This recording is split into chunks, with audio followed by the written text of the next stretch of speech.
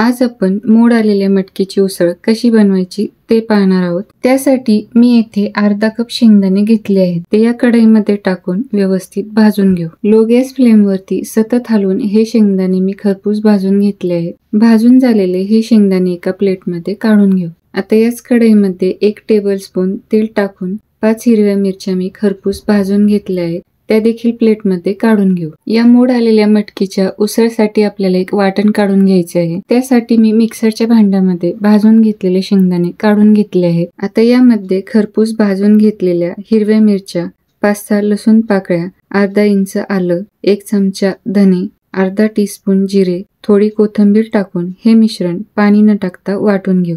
त्यानंतर यामध्ये थोडेसे पाणी टाकून हे मिश्रण बारीक वाटून घेऊ। आता हे वाटण भाजी करताना फोडणीमध्ये पटकन टाकता यावे यासाठी एका प्लेटमध्ये काढून घेऊ। आता या कढईमधील तेलामध्ये आणखी 2 टेबलस्पून तेल टाकून घेऊ। तेल गरम होतंय तोपर्यंत एकीकडे काचेच्या बाउलमध्ये मी 1 कप मोड आलेली मटकी घेऊन त्यामध्ये पाणी टाकून ती स्वच्छ धुवून निथळून घेतली आहे। आता या गरम तेलामध्ये अर्धा टीस्पून मोहरी तडतडली की अर्धा टीस्पून जिरे, चिमूटभर हिंग, 5-6 कढीपत्त्याची पाने, पाव टीस्पून हळद, वाटून घेतलेले वाटण टाकून हे मिश्रण चमच्याने व्यवस्थित परतून घेऊ। आता या मिश्रणामध्ये पाव टीस्पून गरम मसाला टाकून मिक्स करून घेऊ। हे मिश्रण कढईच्या तळाशी लागून करपू नये यासाठी यामध्ये थोडेसे पाणी टाकून हलवून घेऊ।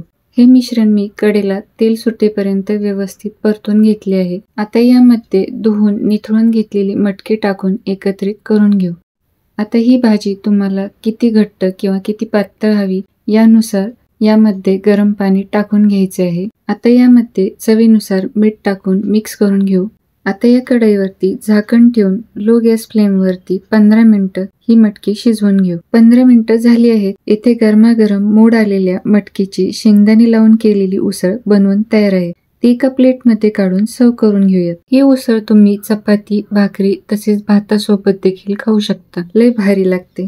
एकदा नक्की बनवून पहा। हा व्हिडिओ जर तुम्हाला आवडला असेल तर व्हिडिओला लाईक व चॅनलला सबस्क्राईब नक्की करा।